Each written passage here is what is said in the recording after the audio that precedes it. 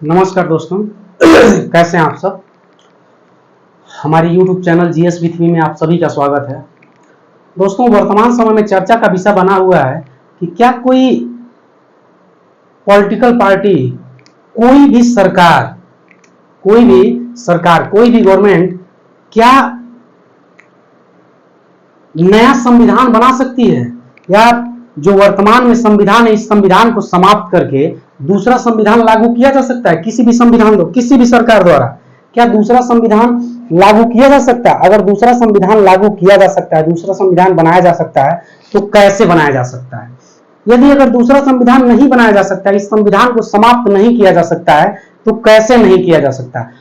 आज हम इस बात पर चर्चा करेंगे कि भारत का नामकरण के बारे में, कि संविधान में भारत का नाम क्या है, कैसे है। ठीक है, क्या इंडिया होना चाहिए या भारत होना चाहिए। ठीक है, वर्तमान समय में हम सबसे पहले पढ़ेंगे संविधान का आधारभूत ढांचा। इसी से हमें पता चलेगा कि क्या संविधान को समाप्त करके दूसरा संविधान बनाया जा सकता है। ठीक है, सबसे पहले देखेंगे एक केस आया 1973 में, केशवानंद भारतीवाद। एक केस आया 1973 में केशवानंद भारतीवाद, जिसमें सुप्रीम कोर्ट ने यह निर्णय दिया कि जो संसद है संविधान के किसी भी भाग में संशोधन कर सकती है। संविधान के किसी भी भाग में संशोधन कर सकती है, लेकिन संविधान के आधारभूत ढांचे को खत्म नहीं कर सकती है। मतलब संसद संविधान के किसी भी भाग में संशोधन कर सकती है, लेकिन संविधान का जो आधारभूत ढांचा है इसको समाप्त नहीं किया जा सकता है। अब हम पढ़ते हैं कि संविधान का आधारभूत ढांचा क्या है। हालांकि जो न्यायपालिका है संविधान के आधारभूत ढांचे को स्पष्ट नहीं किया कि संविधान का आधारभूत ढांचा क्या है। न्यायपालिका ने सीधे सीधे कहा कि संविधान के आधारभूत ढांचे को हम स्पष्ट नहीं करेंगे, हाँ इतना जरूर हम कहेंगे कि संविधान का जो आधारभूत ढांचा है इसको विभिन्न केसों के माध्यम से हम बताएंगे कि, और उसकी लिस्ट जारी करेंगे कि संविधान का आधारभूत ढांचा क्या है। ठीक है, तो सबसे पहले हम पढ़ते हैं संविधान का आधारभूत ढांचा। संविधान के आधारभूत ढांचा में जो केशवानंद भारतीवाद आया 1973 में,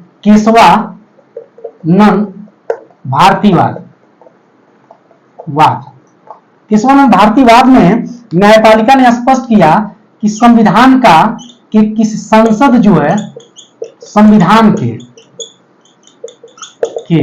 किसी भी भाग में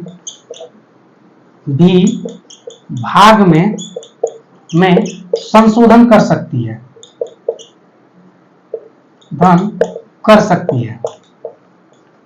लेकिन संविधान के आधारभूत ढांचे को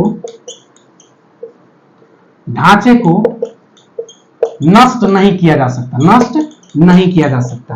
मतलब संसद द्वारा संविधान के किसी भी भाग में संशोधन किया जा सकता है, लेकिन संविधान के आधारभूत ढांचे को नष्ट नहीं किया जा सकता।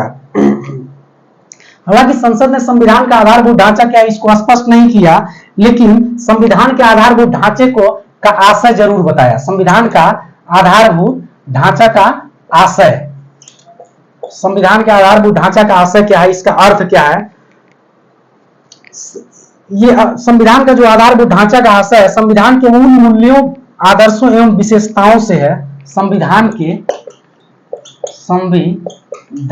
के उन मूल्यों, आदर्शों एवं विशेषताओं से है,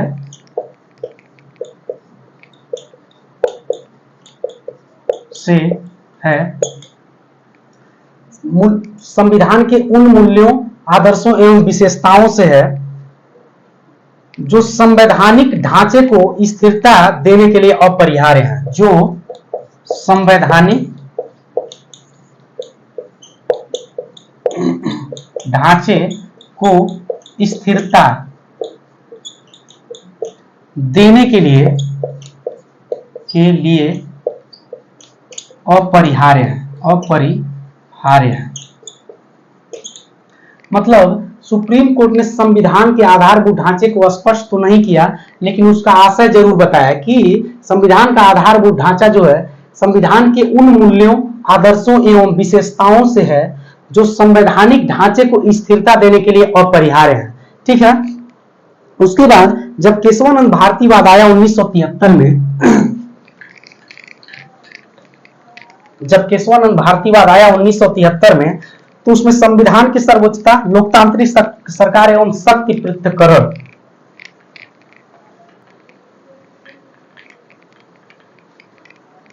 उन्नीस सौ तिहत्तर में जब केशवानंद भारतीवाद आया, भारतीवाद आया, तो न्यायालय ने एक निर्णय दिया। क्या निर्णय दिया? संविधान की सर्वोच्चता, संविधान की सर्वोच्चता, संविधान की सर्वोच्चता, लोकतांत्रिक सरकार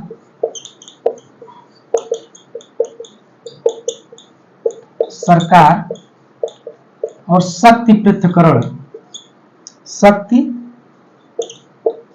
पृथक्करण, यह संविधान का, ये तीनों क्या है? संविधान का आधारभूत ढांचा है।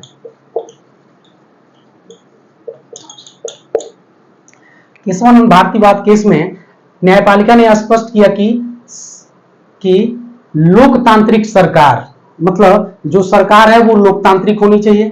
शक्ति पृथक्करण मतलब लोकतांत्रिक सरकार, संविधान की सर्वोच्चता, मतलब उसमें बताया गया कि हमेशा से ही संविधान क्या रहेगा? सर्वोच्च रहेगा। लोकतांत्रिक सरकार, सरकार जो है लोकतांत्रिक होनी चाहिए। शक्ति पृथक्करण मतलब कार्यपालिका, न्यायपालिका और विधायिका का हमेशा क्या होना चाहिए? पृथक्करण होना चाहिए। ये तीनों चीजें क्या है? संविधान की आधारभूत ढांचा। उसके बाद एक केस आया इंदिरा गांधी बनाम राजनारायणवाद। इंदिरा गांधी बनाम राजनारायणवाद।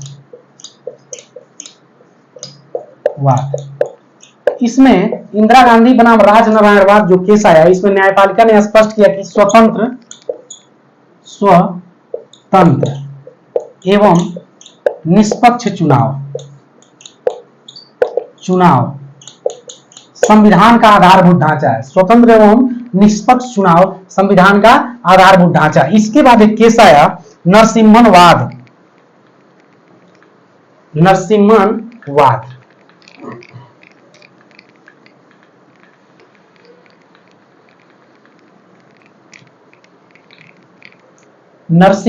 एक केस आया, नरसिम्हनवाद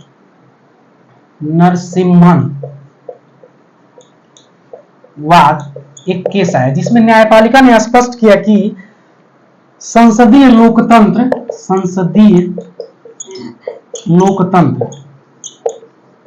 संविधान का आधारभूत ढांचा। अगर क्वेश्चन ये पूछता है संसदीय लोकतंत्र संविधान का आधारभूत ढांचा, ये किस केस में बताया गया था? न्यायपालिका ने किस केस में बताया था? तो नरसिम्हनवाद में बताया था न्यायपालिका। उसके बाद एक केस आया एसआर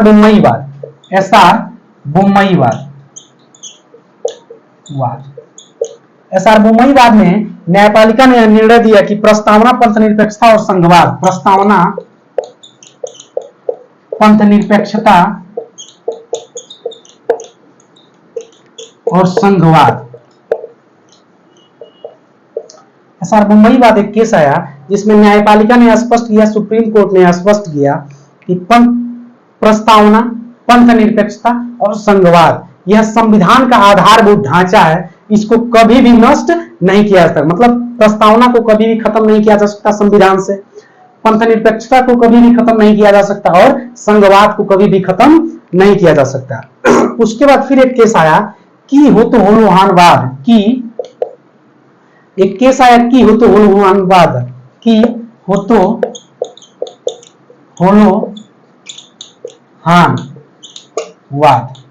की हो तो होलोहानवाद, जिसमें न्यायपालिका ने स्पष्ट किया कि विधि का शासन होना चाहिए, हमेशा विधि का शासन होना चाहिए। मतलब इसमें विधि का शासन जो है संविधान का आधारभूत ढांचा है। मतलब किसी व्यक्ति विशेष का शासन नहीं होना चाहिए, हमेशा विधि का शासन होना चाहिए, और विधि का शासन संविधान का आधारभूत ढांचा, इसे कभी, इस शब्द को कभी भी खत्म नहीं किया जा सकता। ठीक है। इसके बाद एक और केस है आईआर कोहिलोवाद।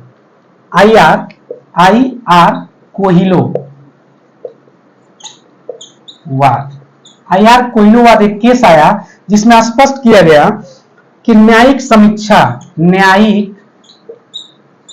समीक्षा।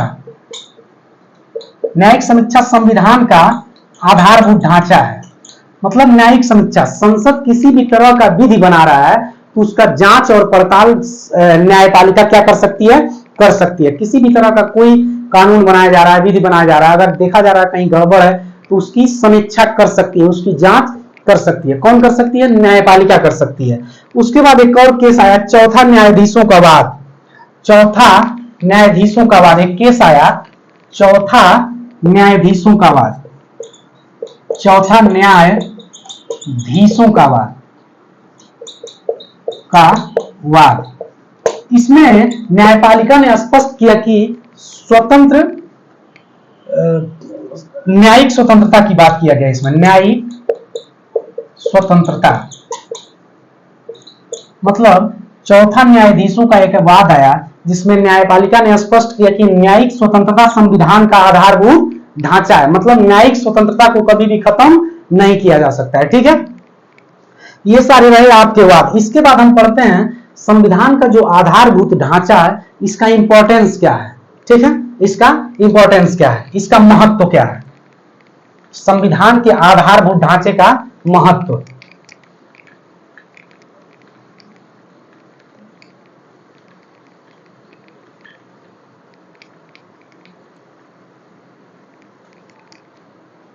संविधान के आधारभूत ढांचे का महत्व पढ़ते हैं। पहली बात, संविधान के आधारभूत ढांचे के कारण कोई भी सरकार नया संविधान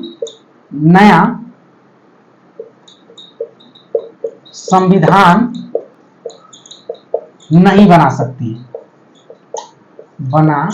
सकती।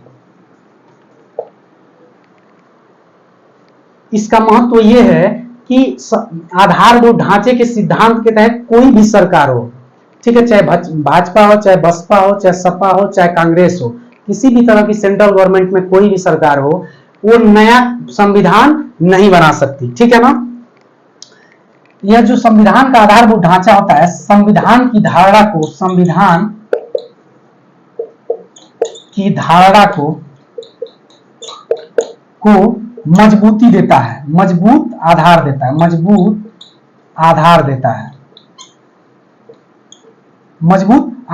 है। उसके बाद संविधान की सर्वोच्चता को स्थापित करता है। जो आधारभूत ढांचे का सिद्धांत है वो संविधान की धारणा को मजबूत आधार देता है और संविधान की सर्वोच्चता को स्थापित करता है। ठीक है ना। उसके बाद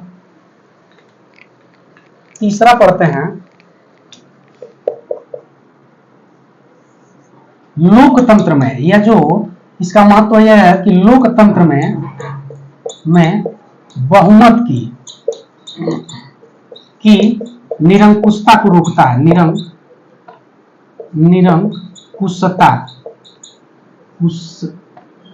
बहुमत की निरंकुशता को रोकता है। मान लीजिए सभी राज्यों में सेंट्रल गवर्नमेंट में बहुमत की सरकार किसी भी पार्टी की आ गई, जैसे चाहे भाजपा हो, चाहे सपा हो, चाहे बसपा हो, चाहे कांग्रेस हो, किसी भी सरकार की जब बहुमत की सरकार बन गई तो इसका मतलब ये नहीं कि वो संविधान में जिस तरह से जो भी चाहे वो करे, जो नियम बनाए वो करे, या निरंकुश हो जाए, किसी काम को ही न करे, ऐसा नहीं है। इस चीज को क्या कर सकता है, ये रोकता है। ठीक है। उसके बाद सत्य पृथक्करण के सिद्धांत को ये मजबूती देता है। सत्य पृथक्करण